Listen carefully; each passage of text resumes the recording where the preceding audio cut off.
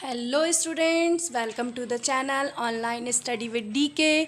मैं नीलम, जिनके साथ आप प्रिपरेशन कर रहे हैं exam of CTET UPTET December 2021। और हम तैयारी कर रहे हैं पेपर मैथ्स में, गणित में पेपर फर्स्ट की। और इससे पहले हम काफ़ी सारे टॉपिक्स पढ़ चुके हैं आपके सिलेबस के अकॉर्डिंग, जिसमें हमने ज्यामिति, ज्योमेट्री एंड क्षेत्रमिति पर काफ़ी सारे लेक्चर्स देखे, काफ़ी सारे क्वेश्चंस भी और उनका एक्सप्लेनेशन भी देखा।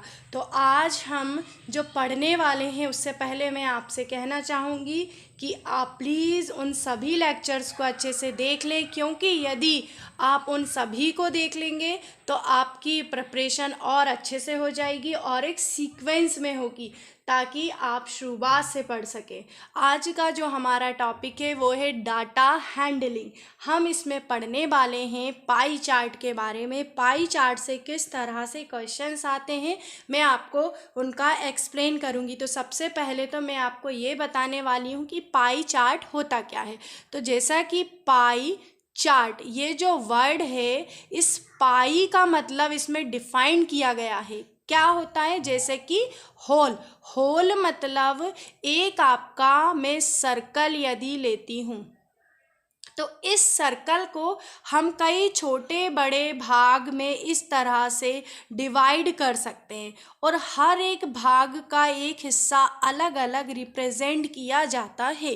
तो हमारे इस तरह का जो चार्ट होता है वो हमारा पाई चार्ट होता है, जिसमें कोई भाग बड़ा है या कोई छोटा है, हर का परसेंट के हिसाब से वो चार्ट लिया जाता है। तो इस तरह से हम पाई चार्ट के बारे में डिफाइन करते हैं। और जो पाई चार्ट होता है, हम इसमें सर्कल को दो तरह से डिफाइन करते हैं। फर्स्ट जो हमारा टाइप होता है वो हम डिग्री के अनुसार, डिग्री के अकॉर्डिंग डिफाइन करते हैं।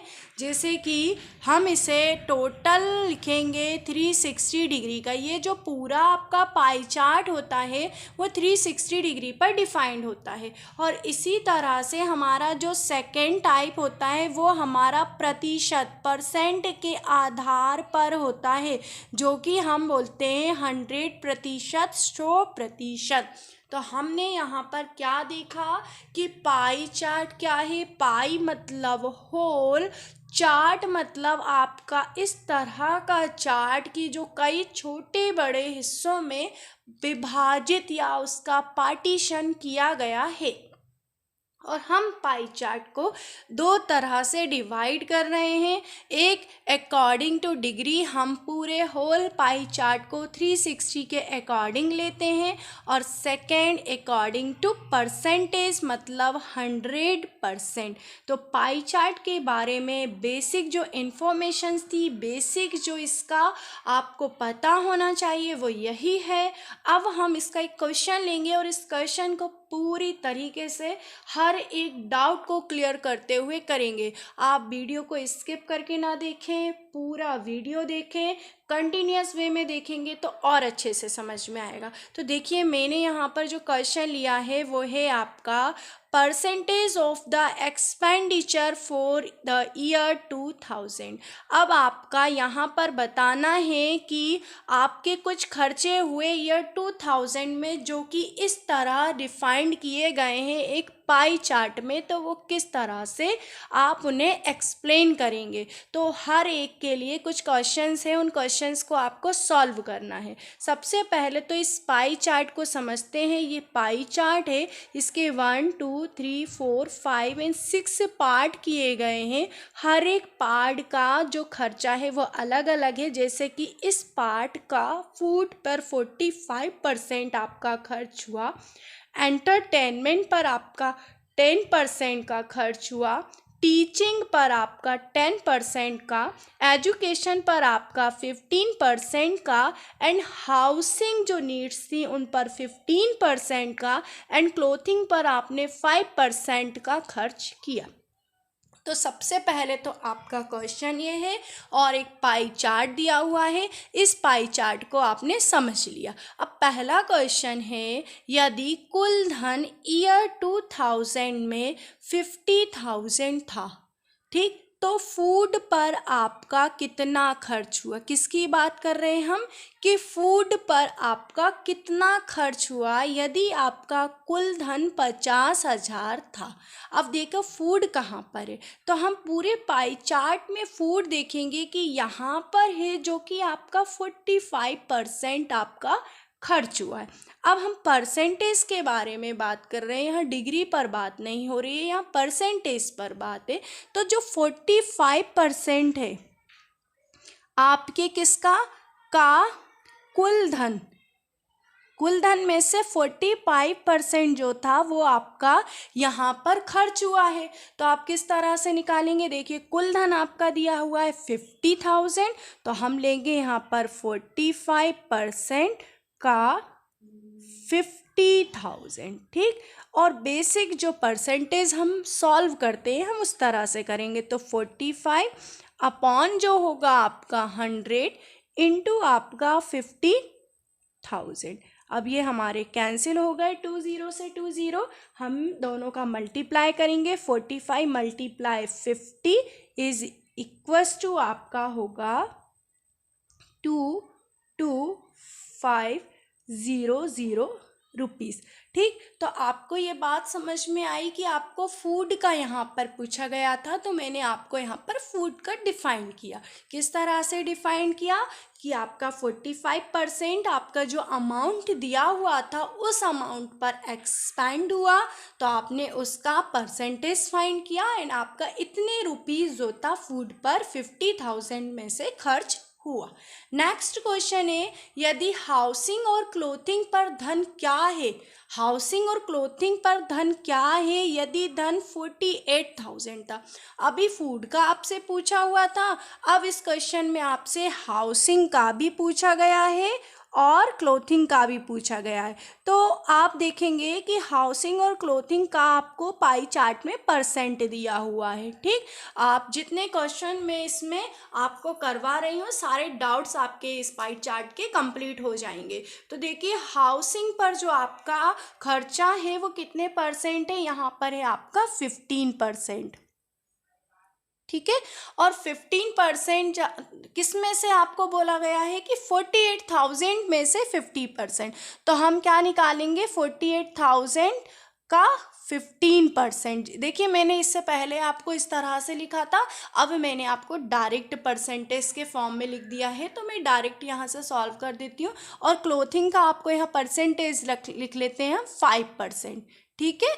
तो हम इस परसेंटेज को किस तरह से सॉल्व करेंगे, देखिए 15%, 15 अपन हमने परसेंटेज यहाँ से रिमूव किया, हटाया तो 100 एंड 48,000, तो आपके 2 0 से आपके 2 0 कैंसिल हो गए और आपका यहाँ पर कितना हुआ 7,200 रुपीज़ था जो कि आपका हाउसिंग पर खर्च हुआ। अब इसी तरह से हम क्लोथिंग का यदि देखें कि 5% का 48,000 या 48,000 का 5% आप इस तरह से भी लिख सकते हैं।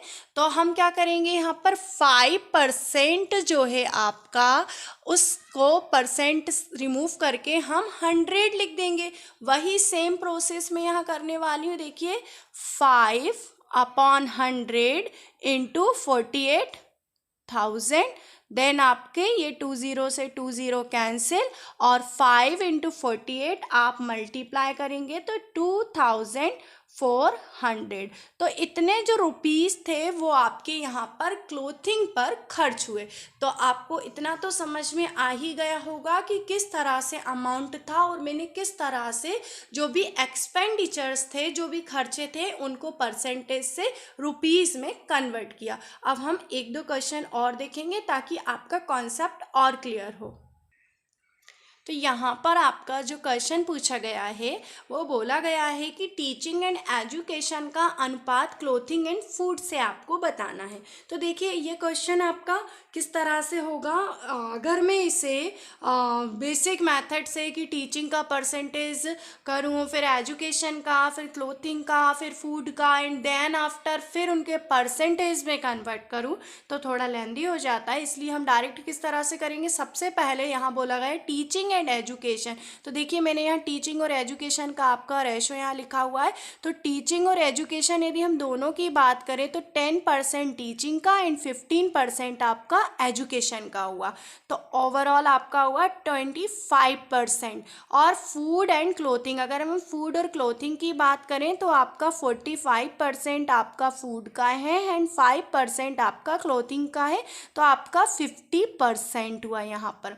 अब यहाँ बोला गया है कि अनुपात मतलब आपको रेशो बताना है किसका, टीचिंग एंड एजुकेशन का, क्लोथिंग एंड फूड से। तो आप किस तरह लिखेंगे, teaching and education upon clothing and food. तो देखिए मैं किस तरह से लिख रही हूँ, 25/50 और ये ओवरऑल परसेंटेज, तो 1/2, मतलब ये परसेंटेज एंड ये परसेंटेज, तो आपका जो होगा 1:2।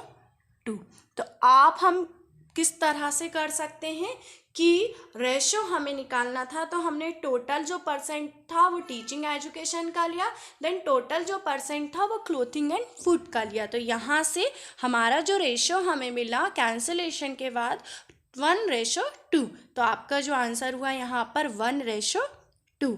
अब नेक्स्ट है जो क्वेश्चन, देखिए सारे क्वेश्चन डिफरेंट टाइप के, ताकि आपको एग्ज़ाम में कोई भी प्रॉब्लम ना हो, आप हर तरह का क्वेश्चन सॉल्व कर सके। सबसे ज़्यादा धन किस आइटम पर हुआ यदि ₹58,256 है। तो इनमें से यदि आपको बोला जाए कि किस आइटम पर ज़्यादा खर्च हुआ है इस रुपीज़ में से, तो हम किस तरह से बता सकते हैं, जैसे फूड का जो खर्च है हमारा 45% है। हाउसिंग की यदि बात करें तो हमारा जो हाउसिंग पर है और क्लोथिंग पर हमारा है 5%। हाउसिंग पर हमारा जो खर्च है ये भी है हमारा 15%। ठीक, तब हम इसमें से यहाँ से भी देख सकते हैं कि यदि मैं इस धन का 45% निकालूं या इस धन का 15% फाइंड करूं या इस धन का 5% फाइंड करूं, तो सबसे ज़्यादा जो खर्च हुआ मेरा 45% ही हो, क्योंकि वही हमारा सबसे ज़्यादा अमाउंट आएगा। तो यहाँ से हम डायरेक्ट भी बता सकते हैं कि हमारा फूड पर ज़्यादा खर्च हुआ। या फिर आप इसका हर एक के साथ, फूड के साथ, हाउसिंग के साथ, क्लोथिंग के साथ परसेंटेज फाइंड करें, देन आफ्टर फिर उस आंसर के अकॉर्डिंग आप इनको पुट करें। तो बेसिक कन्वीनियंट ये होगा अकॉर्डिंग टू टाइम कि आप परसेंटेज देख कर भी इसके बारे में बता सके, यहाँ से भी आपको कोई प्रॉब्लम नहीं होनी चाहिए। तो हम इसका नेक्स्ट क्वेश्चन देखते हैं। आशा करती हूँ कि आपको हर एक क्वेश्चन अच्छे से समझ में आ रहा होगा, और यदि आपको कोई भी प्रॉब्लम है तो आप कमेंट बॉक्स में पूछ सकते हैं, और आप स्क्रीनशॉट लेते जाइएगा ताकि आपके नोट्स बनाने में आपको कोई भी प्रॉब्लम ना हो। और कोशिश करें कि मेरे जो पहले के लेक्चर हैं जो हमारे channel online study with DK पर सारे जो सीटेट के प्रिपरेशन से रिलेटेड मैथमेटिक्स के एंड अदर जो लेक्चर्स हैं आप सभी का एक सीक्वेंस में पढ़ते जाएंगे, तो आपको और कहीं से भी कोई मटेरियल की नीड नहीं होगी। इतना ही इनफ मटेरियल होता है। यदि आप उस ही मटेरियल को अच्छे से पढ़ते हैं तो आपके लिए बहुत ही बेनिफिशियल होगा। तो चलिए हम अब नेक्स्ट क्वेश्चन की बात करते हैं। यदि वर्ष 2000 में कुल धन जो था आपका 62,000 था, तब आपका क्लोथिंग पर कितना खर्च हुआ। ठीक, यहाँ पर बोल रहे हैं कि जो ईयर 2000 था वहाँ पर आपका जो अमाउंट था, यदि टोटल अमाउंट आपका 62,000 था, तब आपका क्लोथिंग पर कितना खर्च हुआ। तो देखिए मैं क्लोथिंग का जो परसेंट है वो आपको यहाँ से बताती हूँ। क्लोथिंग का जो परसेंट रहा हमारा यहाँ पर वो है हमारा 5%। ठीक, हमारे क्वेश्चन में हमें बोला गया था कि क्लोथिंग का जो परसेंटेज है वो है 5%। तो हमारे पास जो अमाउंट दिया गया है यहाँ पर, जो टोटल धन दिया हुआ है वो है हमारा 62,000 रुपीज़। ठीक, 62,000 में से क्लोथिंग पर 5% हमारा स्पेंड हुआ है, खर्च हुआ है। तब हम किस तरह से फाइंड आउट करेंगे यहाँ पर कि टोटल अमाउंट का हम 5% निकालेंगे, का 5 परसेंट। तो वही हमारा 62,000 मल्टीप्लाई 5/100, यही हमारी प्रोसेस होती है। Let cancel 0 to 0 and multiply 6 to 0 multiply 5 is 5 0 5 to 10 and 5 6 13 31। तो इस तरह का आपका जो अमाउंट हुआ वो टोटल अमाउंट क्लोथिंग पर 62,000 में से 3,100 रुपीज़ हमारा स्पेंड हुआ या खर्च हुआ। तो इस तरह से जो आपका डाटा हैंडलिंग है उसमें हम पाई चार्ट का जो डिस्कशन था हम इस तरह से एक्सप्लेन करते हैं और क्वेश्चंस को इस तरह से अटेम्प्ट किया जाता है। और कोशिश ये होनी चाहिए कि आपका परसेंटेज वाला जो टॉपिक है बहुत अच्छे से क्लियर हो। परसेंटेज आपको निकालना, परसेंट को चेंज करना, रेशो में बदलना, ये सभी आपके इम्पोर्टेंट टॉपिक्स हैं। और बाकी जो सारे टॉपिक्स हैं आपके चैनल पे आपको मिल ही जाएंगे। आप अच्छे से प्रिपरेशन करते रहिएगा और स्क्रीनशॉट लेते चलें और प्रॉपर नोट्स बनाते हुए चलें। आप सभी को मैं बहुत बहुत धन्यवाद करती हूँ कि आप लेक्चर को अच्छे से देख रहे हैं और आपके प्रॉपर नोट्स बना रहे हैं। तो थैंक यू सो मच।